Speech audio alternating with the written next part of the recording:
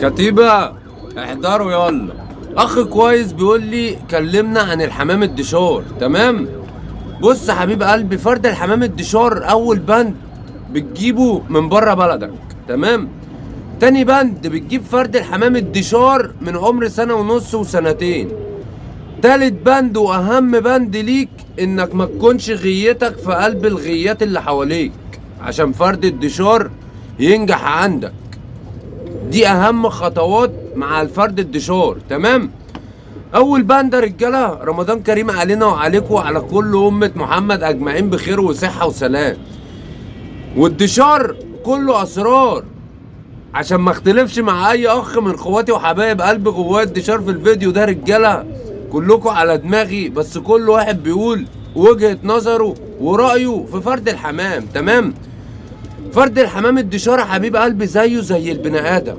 لو انت غيرت السكنه بتاعتك ورحت منطقه جديده ما تعرفش فيها حد، هتاخد وقت لحد ما تعرف الزقايق اللي توصلك للبيت بتاعك، ومع مدار الوقت تلاقي زقايق جديده اختصارات بتوصلك للبيت بتاعك.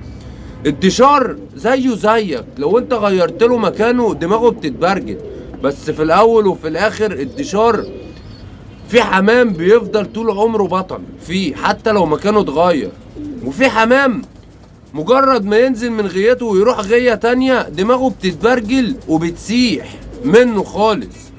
المقصود من الكلام يا حبيب قلبي، انت دلوقتي هتعرف ازاي اللي الفرد اللي انت جايبه دوت لو انت ما شفتهوش طاير قدام عينك وخدتهم ورصيتهم عندك وحطيتهم. تركيزك كله هيبقى في الفرد اللي مش هيرضى يكلف، وفرد الحمام اللي هيقف كده زي السهن في الباب. بقية الحمام اللي هيشخور ويحفظ الباب بسرعة ويطلع وينزل ومكانه وغيته والشغل ده ما تدهوش اهتمام. الفرد الدشار لو انت مكانك متطرف وعطيته براحه في الدشار وعملت معاه الصح وطلع كسر الدنيا وغربل البلد ورجع لك، مش هيتحسس عليه. لكن لو انت في قلب الغيات مش هتعرف تدي فرد الحمام حقه اللي هو عايز ياخده منك، فنسبة خسايرك هتبقى ياما. زيه زي الزغلول لما بتدشره على الظهر يا باشا ويبدأ يشوط وياخد لفة والكلام دوت ويبدأ يبدأ يميز مكانه في قلب الغيات اللي حواليه. الزغلول عشان بيبقى لسه صغير انت بتدربه من صغره، لكن ده فرد حمام انت بتجيبه غريب من بلد تانية وبتأهله لمكان جديد وبتحببه في مكانه وبتعرفه لسه الدنيا بتقول ايه. الدشار يا حبيب قلبي ملخص الكلام عايز نفس طويل ودماغ صاحية ولمحة غاوي. الدشار كله اسرار وبحر واسع.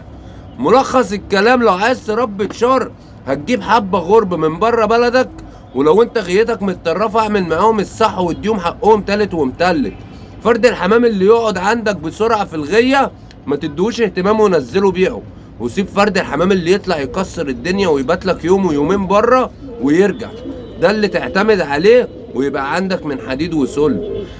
الفيديو ده تحية وتقدير ورمضان كريم عليك يا حاج مجدي منير، طبعا قدوتنا في غية الدشار.